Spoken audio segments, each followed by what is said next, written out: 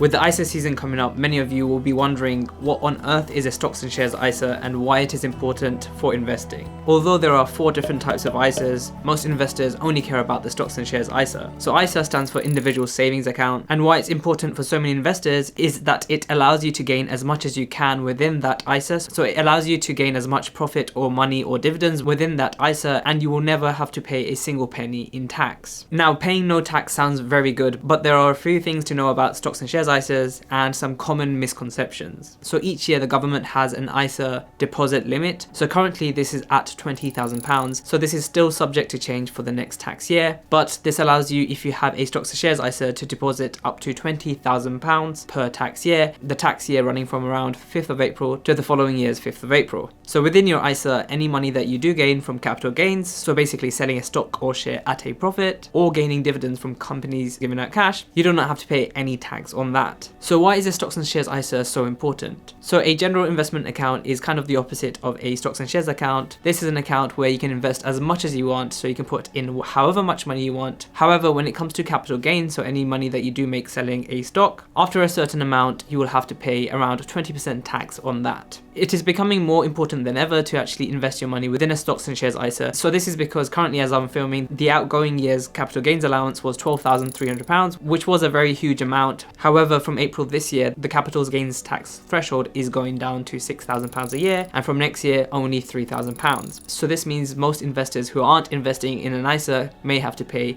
a hefty tax bill. Now, even if you're investing only hundreds of pounds per month, it could often just be better to put it into a tax ISA, because you never know how far that money can compound in the future, and as this limit resets every single year, it's never a bad idea to deposit within it. However, that being said, if you're not investing thousands of pounds within an ISA, often there is no tax benefit in using an ISA, so take that for what it is. Investors mostly prefer stocks and shares ISAs as it allows them to pick their own stocks, pick their own ETFs, and historically stocks and shares ISAs have yielded more returns than other ISAs such as the lifetime ISA and most cash ISAs. So depositing the maximum £20,000 per year in your stocks and shares ISA could be a great way to compound your wealth over the long term. So as you can imagine, if you've deposited £20,000 a year or even £10,000 a year for a few years, over the course of your lifetime, that amount could end up being in the millions or the hundreds of thousands. If you've left that money into a general investment account, that could be liable to a lot of tax upon withdrawing. So within a stocks and shares ISA, there's absolutely no tax to be paid when withdrawing. So one misconception is that you can only have one tax ISA per year. Although this is kind of correct, you can open as many ISAs as you want in different investment platforms. However, you can only contribute to one stocks and shares ISA per year. So even if you put in £5 into one stocks and shares ISA, that will be your designated stocks and shares ISA account, and trying to put money into another ISA most likely will not work, and if it does work, you will incur some sort of penalty for that. However, that being said, the following year you can open a stocks and shares ISA and deposit into another different investment provider. Furthermore, what you can do from year to year is actually transfer your ISAs. So if you had an ISA with company X and you started your new ISA with company Y, what you can do is do a stocks and shares transfer, which essentially will settle all your stocks in company X and transfer that to company Y. Most of the times this is done in cash. So during the transfer process, you could end up losing or even gaining some money. If you're one of those few investors who has a different type of ISA, for example, a cash ISA, you can actually have more than one type of ISA too. For example, a lifetime ISA, you can contribute £4,000 a year and you still have £16,000 of tax-free allowance, which allows you to deposit that into a different stocks and shares ISA. However, it is always worth reading the terms and conditions of your individual investment broker, as things may be subject to change. There are many different investment platforms out there, especially today, there are more than ever. These are very easy to set up, usually takes under an hour. All you really need to do is verify your identity and have a UK-based address. There are a range of different providers. However, I only really recommend 2 companies, that is Trading212 and InvestEngine. I made a video over here which compares the 2 for their ISAs.